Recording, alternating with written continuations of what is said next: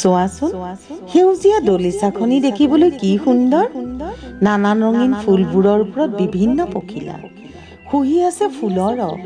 চৰাই চিৰিকটি গছৰ ডালত জিৰণি লৈ খাইছেহি ফল ওপৰত নীলা চন্দ্ৰতাপখনি এনে লাগে সেউজীয়া দলিচাখনক সাৱটি যেন ৰক্ষা কৰি আছে তাত থকা চৰাই চিৰিকটি পোক পতংগ আৰু বহু জীৱকুলক নানান ধৰণৰ বিপদৰ পৰা এই সকলোৰে মাজত আছে সকলোতকৈ শ্ৰেষ্ঠ জীৱ মানৱ ৰূপী দানৱ ভিতৰে অন্ধকাৰ বাহিৰে ৰামধেনুতকৈও ৰঙীন কেৱল আছে স্বাৰ্থ আৰু অহংকাৰ ৰঙীন মুখাবোৰৰ আঁৰত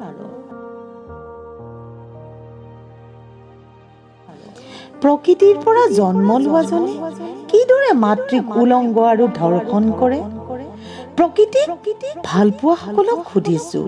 ভাবিলে বেজাৰ লাগি নেযায়নে শ্ৰেষ্ঠ জীৱই যদি প্ৰকৃতিৰ স্নেহ বুজি নাপায় কি মানৱ ধৰ্ম বুজি পাব স্বাৰ্থৰ বলিত বুকু উদং হৈ গৈছে উলংগ কৰি ব্যৱহাৰ কৰিছে প্ৰতিটো অংগ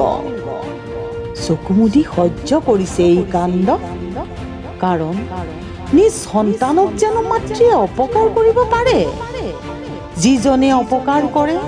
সেইজনক অপৰাধী বুলি শাস্তি দিবই লাগে আৰু বেছি পল নাই সকলো মাউৰা হ'বলৈ ৰক্ষা কৰো আই আহা সকলোৱে মিলি পাপৰ প্ৰায়শ্চিত্ত কৰাৰ সময় আহিছে নহলে প্ৰকৃতিৰ চিতাত সকলোৱে জাপ দিব লাগিব কাৰণ প্ৰকৃতিৰ অবিহনে সকলো অসাৰ